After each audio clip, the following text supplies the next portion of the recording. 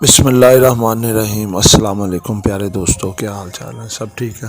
अल्लाह पाक से उम्मीद है कि आप सब ठीक ठाक होंगे।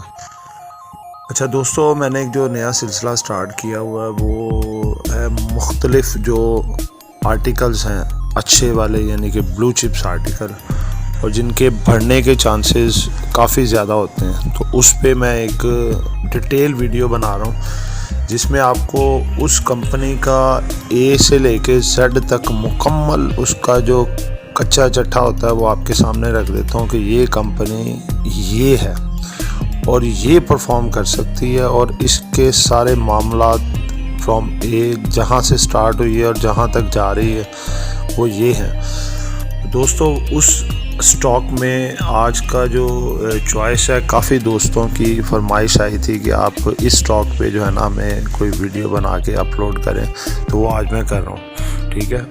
तो दोस्तों, वो है वेव सिंगर पाकिस्तान।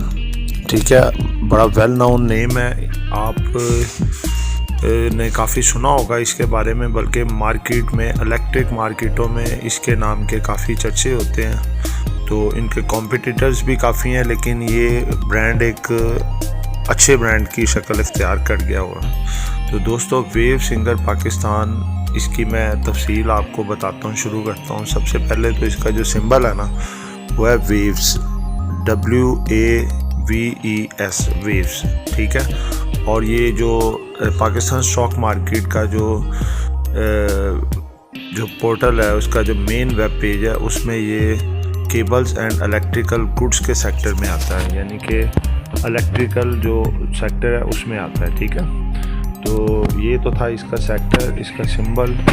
इसके बाद मैं बताता हूँ इसकी जो प्रिंसिपल एक्टिविटीज़ क्या हैं। प्रिंसिपल एक्टिविटीज़ इसकी जो है वो दोस्तों वो ये हैं कि ये manufacturing of home appliances and trading and the light engineering product में ट्रेड करता है। ठीक है। यानी कि इसकी जो प्रोडक्ट है ना, जो हमारे घरों में इस्तेमाल होती हैं, जैसे डीप फ्रीज़र है, उसके बाद रेफ्रिजरेटर है, उसके बाद AC वगैरह है, माइक्रोवेव ओवन है। ठीक है।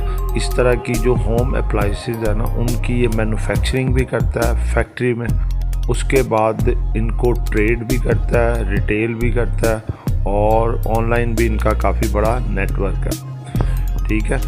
उसके बाद इसमें जो काफ़ी ज़्यादा जो सबसे ज़्यादा इसकी प्रोडक्ट है, यानी कि लगा लें जो मशहूर भी है और काफ़ी ज़्यादा उसकी सेल भी है, वो रेफ्रिजरेटर और डीप फ्रीज़र है। ठीक है। वो इसकी जितनी प्रोडक्ट्स हैं ना टोटल, उसका 70% जो होते हैं वो डीप फ्रीज़र और रेफ्रिजरेटर बनते हैं। और ये काफ़ी ज़्यादा इसके बाद बड़ी बड़ी कंपनीज़ के ऑर्डर्स भी होते हैं जो ये पूरे करते हैं, जिनमें कि आपने देखा कि पीछे थोड़ा सा पहले कोका कोला कंपनी ने इसको काफ़ी बड़ा ऑर्डर दिया था, और उसके बाद भी इसको रेगुलरली ईयर बेसिस के लिहाज से इसको ऑर्डर्स बड़े दिए जाते हैं, जो कि ये फुलफ़िल भी करता है, पूरे करता है। ठीक है। तो दोस्तों, इसके बाद मैं आपको बताता हूँ कि इसकी जो एसोसिएटेड कंपनीज़ हैं, इसकी एसोसिएट कंपनी जो है वो है जी पोसाइडन सिनर्जीज प्राइवेट लिमिटेड। ये इसकी जो है ये एसोसिएटेड कंपनीज में आती है, और ये भी एक अच्छा ग्रुप है। तो दोस्तों, इसके बाद थोड़ा सा मैं और आगे चलता हूँ। इसकी प्रोडक्ट के बाद इसके फाइनेंशियल्स आपको बताता हूँ। इसकी जो फेस वैल्यू है वो 10 रुपये है। इसकी जो करंट प्राइस है वो इस वक्त है 15 रुपये 50 पैसे। ठीक है। उसके बाद इसका जो मैं आपको बताता हूँ साल का लो और हाई क्या है, इसने एक साल के अंदर फ्लक्चुएशन क्या दी है। इसने साल में जो हाई लगाया हुआ है 30 रुपये 50 पैसे, और इसने जो लो लगाया हुआ है 13 रुपये 70 पैसे। ठीक है। यानी कि आप देखें कि अपने 100% से भी नीचे है, यानी कि इसका हाफ बनता है तकरीबन 15 रुपये 25 पैसे, ये उससे भी नीचे इस वक्त खड़ा है 13 रुपये 70 पैसे लो लगा के साल। ठीक है। तो उसके बाद दोस्तों, इसका जो शेयर्स कैपिटलाइजेशन है, इसके जो टोटल नंबर ऑफ शेयर्स हैं मार्केट में वो हैं 28 करोड़। ठीक है। जिनमें 14 लाख जो हैं वो शेयर्स इसके फ्री फ्लोट हैं, ठीक है। फ्री फ्लोट शेयर्स, यानी कि फ्री फ्लोट शेयर्स पे मैं एक अलहदा वीडियो में आपको बता चुका हूँ कि फ्री फ्लोट शेयर्स वो होते हैं जो मार्केट के अंदर ट्रेड हो रहे होते हैं और वो कंपनी के किसी भी मेंबर के पास नहीं होते, वो सिर्फ पब्लिक के पास होते हैं। फ्री फ्लोटेड शेयर्स उनको कहते हैं जिनके साथ पब्लिक लेन देन करती है, पब्लिक उनको यूटिलाइज करती है, उनको कोई बेच रहा है, कोई ख़रीद रहा है, कोई सेल कर रहा है, कोई ले रहा है, यानी कि उनके दरमियान ये चलते हैं, ठीक है। कंपनी का उसमें लेना देना नहीं होता। दूसरे नंबर पे दोस्तों 7 लाख जो 50% शेयर हैं वो कंपनी होल्डिंग है, यानी कि कंपनी की जो बोर्ड ऑफ डायरेक्टर्स टीम है, उनकी लीडरशिप है या उनके कंसर्न कोई भी है वो उनके पास होते हैं, ठीक है। उसके बाद दोस्तों ये शरिया कंप्लायंट है, ठीक है। इसकी जो बुक वैल्यू है वो 36.12 है और इसका जो आगे मैंने आपको बताया था पीछे थोड़ा सा कि इसकी जो फेस वैल्यू है वो 10 रुपीज़ है, ठीक है। तो इसका जो करंट रेट है वो इस वक्त 15.5 है, यानी कि देखें ये सारी बातें मैं आपको मुकम्मल बता रहा हूँ कि आपको इसकी मुकम्मल जांच हो और आप इसको लेने से पहले इस वीडियो को देखें और आपको मुकम्मल डिटेल पता चल जाएगी कि असल में ये क्या है, किस तरफ जा रही है। तो दोस्तों इसकी जो फाइनेंशियल्स आपको मैं थोड़ी सी बताऊंगा जो सबसे की इम्पॉर्टेंट रखती है इस वीडियो की भी, और इसको बाइंग करते वक्त आपको ये चीज़ें लाजमी देखनी पड़ती हैं। इसके बगैर आप लेते हैं ना तो आप समझ लो ब्लाइंड है। आप पाकिस्तान स्टॉक मार्केट में आप जो जिस व्यू से जिन आइज से देखना होता है वो नहीं देख रहे, आपने आंखें बंद की हैं और उसमें आपको लॉस भी हो सकता है। तो दोस्तों इसका मैं 5 साल की आपको थोड़ा फाइनेंशियल्स बताऊंगा जो इसने किया है और जो मामला माजी में कर चुका है, ये कि प्रॉफिट लिया है इसने या लॉस किया है या अपनी प्रोडक्ट्स को क्या क्या मामला इसने सारे दिए हैं। तो वो 2017 से मैं स्टार्ट करूँगा। 2017, 18, 19, 20, 21 ये 5 साल बनते हैं, ठीक है। तो 2017 में इसकी जो फाइनेंशियल्स थी वो इसकी फाइनेंशियल्स असल में होती हैं ईपीएस। ईपीएस क्या होती है? वो होती है earning per share. Earning per share क्या होती है? जिसमें हर शेयर होल्डर को एक शेयर के बदले कितना प्रॉफिट मिल रहा है, ठीक है ना। वो जब इसकी बुक खुलती है, इनका जो क्वार्टर का एक रिज़ल्ट पूरा आता है, उसका ऑडिट होता है, उसमें पूरी डिटेल चेक की जाती है कि इसने कितनी प्रोडक्ट्स बेची हैं, इनको क्या प्रॉफिट हुआ है, क्या लॉस हुआ है। वो बगैर टैक्सेशन की होता है पहले, उसके बाद टैक्स को अप्लाई करने के बाद आफ्टर टैक्सेशन होता है। तो आफ्टर टैक्सेशन इसका जो है पर शेयर उसकी क्या वैल्यू आई है, ठीक है। वो रुपीस में होती है, मिलियंस में भी होती है, 100 में होती है या जितने में भी होती है। वो टोटल पहले आती है, उसकी जो आउटपुट आता है कि जी इसको इतना प्रॉफिट हुआ है मिलियंस में और इतना या इतना लॉस हुआ, उसको फिर डिवाइड किया जाता है उसके नंबर ऑफ शेयर्स पे। तो वो आ जाता है ईपीएस, अर्निंग पर शेयर, के एक शेयर पे वो प्रॉफिट या लॉस कितना हुआ। तो ये दोस्तों इसका जो 2017 में आया वो 1 रुपये 64 पैसे आया था इसका, ठीक है, जो कि प्लस में था, यानी कि पर शेयर 1 रुपये 64 पैसे इसने प्रॉफिट दिया अपने शेयर होल्डर को। और साथ ही इसने अनाउंसमेंट की थी 12.5% डिविडेंड की, जो कि एक अच्छी कंपनियां प्रॉफिटेबल होती हैं वो अपने शेयर होल्डर को कैश डिविडेंड देती हैं, जो कि इसने 12.5% दिया था, जो कि बहुत अच्छा रीज़नेबल था। उसके बाद दोस्तों दूसरे साल पे मैं आता हूँ 2018 में। इसका जो प्रॉफिट है वो बढ़ा, ये प्रॉफिट इसका चला गया 2 रुपये 40 पैसे पे, यानी कि अर्निंग पर शेयर इसकी आई 2 रुपये 40 पैसे। पिछले साल थी 1 रुपये 64 पैसे, यानी कि बढ़ी। तो इसके साथ ही इसने डिविडेंड दोबारा 12.5% डिविडेंड दिया, जो कि बहुत ज़बरदस्त इसके शेयर होल्डर्स को इसने अपने को खुश किया इसको। उसके बाद दोस्तों आगे आते हैं, तो आगे 2019 में ये जो था प्रॉफिट ईपीएस ये थोड़ा कम हो गया। आपने देखा कि जो कोरोना है वो 2019 में आया था और वो थोड़े पंजे गाड़ने उसने शुरू कर दिए थे। चाइना के शहर वुहान से शुरू हुआ था और पूरी दुनिया की स्टॉक मार्केट्स पे इफ़ेक्ट आ रहा था, तो पाकिस्तान स्टॉक मार्केट पे भी इफ़ेक्ट आया और 2019 में इसका जो प्रॉफिट था EPS वो ₹2.40 से कम होके रह गया ₹1.39। ठीक है, लेकिन इसने ज़बरदस्त जो कमी आई थी इसने वो शेयर होल्डर को पूरी करके बोनस की सूरत में इसने 15% बोनस दिया शेयर्स, तो लिहाजा दोबारा फिर वो खुश रहे। उसके बाद 2022 में तो उसने पूरी तरह जकड़ा हुआ था पूरी दुनिया को और इसकी लपेट में थी और पाकिस्तान स्टॉक मार्केट भी उसी तरह से डाउनवर्ड आई, सारे ब्लू चिप्स नीचे आए, तो इसका भी उसी तरीके से लॉकडाउन लगने की वजह से मुल्क में और काफ़ी जगह पे प्रोडक्ट्स में भी कमी है, इसकी सेल में भी कमी है, इस जो कि एक आप लगा लें कि नेचुरल फेनोमेना है, तो इसका EPS भी कम हुआ। तो इसका 2020 में EPS कम होके ₹1.39 से ये 69 पैसे रह गया।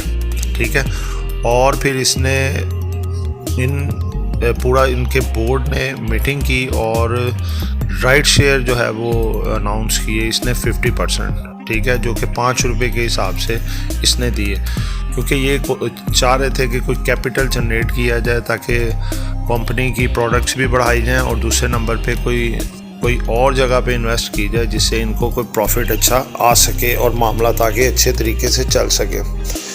तो दोस्तों इसके बाद 2021 आया। 2021 में जो है जो फर्स्ट क्वार्टर का रिज़ल्ट आया इसका EPS वो 55 पैसे आया, सेकंड क्वार्टर का ₹1 आया, थर्ड क्वार्टर का 19 पैसे आया। तो दोस्तों ये एक नेचुरली फिनोमेना, मैं आपको छोटी सी बात बताता हूँ, क्योंकि इस कंपनी की जो प्रोडक्ट्स हैं वो हैं इलेक्ट्रिकल गुड्स, यानी कि जो होम अप्लाइंसेज हैं। ठीक है, और सबसे मेजर जो मैंने बताया था आपको 70% इसकी जो प्रोडक्ट है वो डीप फ्रीज़र और रेफ्रिजरेटर, यानी कि गर्मियों की आइटम। तो जैसे ही जो ईयर होता है गर्मियों से यानी कि समर से विंटर ड्यूरेशन की तरफ आता है तो EPS कम होना शुरू हो जाता है, क्योंकि रेफ्रिजरेटर डीप फ्रीज़र की डिमांड थोड़ी कम हो जाती है, तो इसका EPS नीचे आना शुरू हो जाता है। और जैसे ही वो विंटर से समर की तरफ जाता है तो इसका EPS बढ़ना शुरू हो जाता है, क्योंकि इसकी जो प्रोडक्ट हैं वो चूँकि ज़्यादा विंटर्स की हैं, समर की हैं सॉरी, तो समर में फिर इसकी सेल ज़्यादा होनी शुरू हो जाती है, प्रोडक्ट ज़्यादा वो बननी शुरू हो जाती हैं और इसका प्रॉफिट EPS बढ़ना शुरू हो जाता है।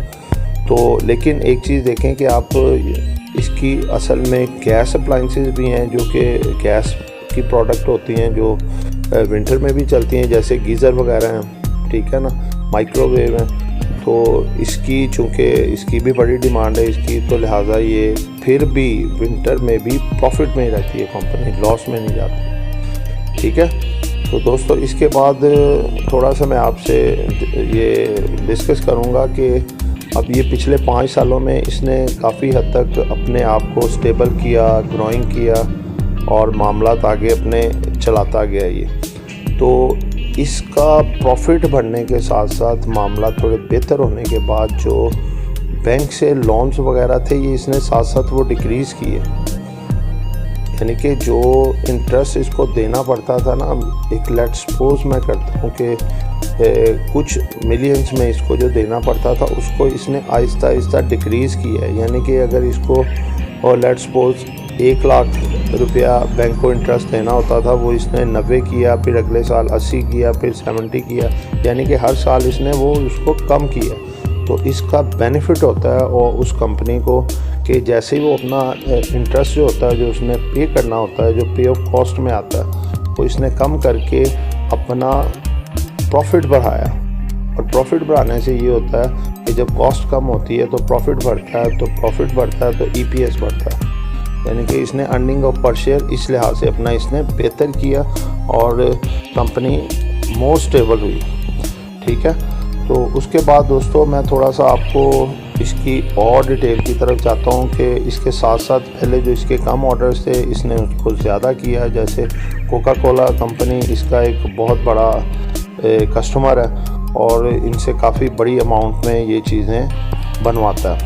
ठीक है, तो उस लिहाज से भी इसकी काफ़ी ज़्यादा अर्निंग्स में इजाफा हो रहा है। तो दूसरे नंबर पे मैं आपको ये बात बताता हूँ कि इसका जो मेजर यूनिट है ना वो है मुल्तान रोड 9 किलोमीटर, यानी कि अगर ज़िला कचहरी से आप लाहौर से आप मुल्तान रोड की तरफ जाते हैं तो 9 किलोमीटर पे इसका बहुत बड़ा जो है वो यूनिट है जहाँ पे ये प्रोडक्ट बनाते हैं। ठीक है, तो इन्होंने जो इनका जो ग्रुप है ये बोर्ड ऑफ डायरेक्टर्स, उन्होंने बैठ के ये डिसाइड किया कि क्यों ना हम इतनी मेन लोकेशन पे जगह और एक बहुत बड़ा हमारे पास यानी कि वो स्पेस है वो लाहौर में और मुल्तान रोड पे बड़ी अच्छी जगह, इस यूनिट को कोई ऐसी जगह पे डिलीवर करें जहाँ पे हमारा काम भी सारा कुछ चलता रहे और इस जगह का हम कोई अच्छा बेनिफिट भी ले सकें।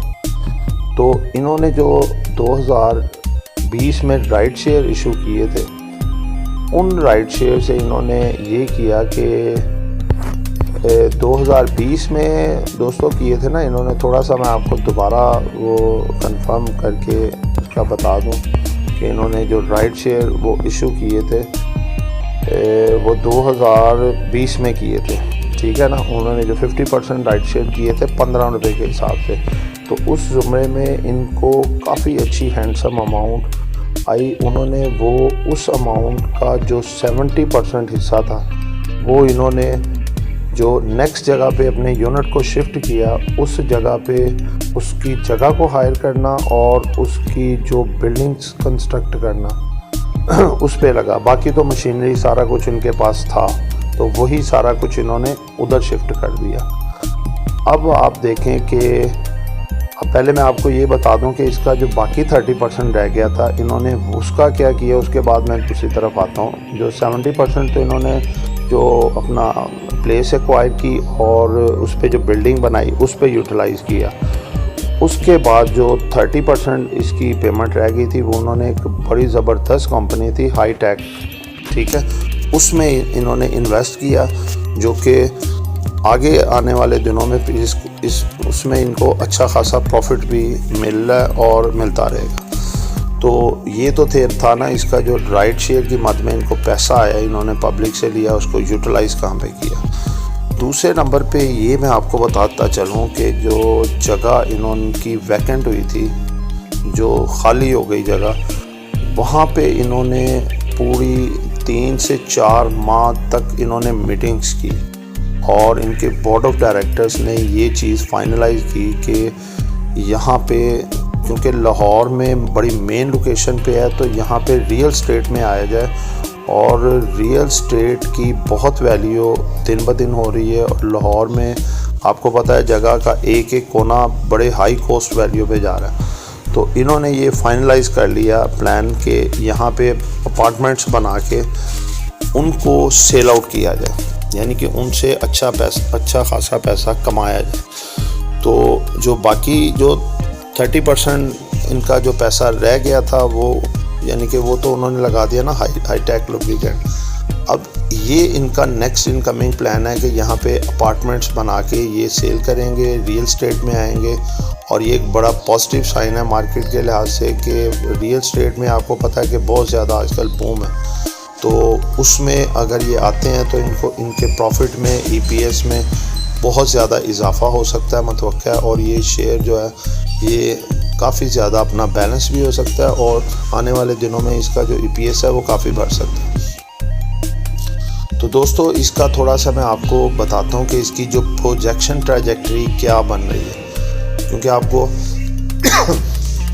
सारी डिटेल मैंने बताई है कि ये कंपनी क्या है, इसके मामलात क्या हैं, क्या करने जा रही है, क्या सूरत हाल है। तो इसमें अब मैं थोड़ी प्रोजेक्टरी आपको बताता हूँ कि इसकी 1 जनवरी को जो रेट है वो 15 रुपये 50 पैसे है।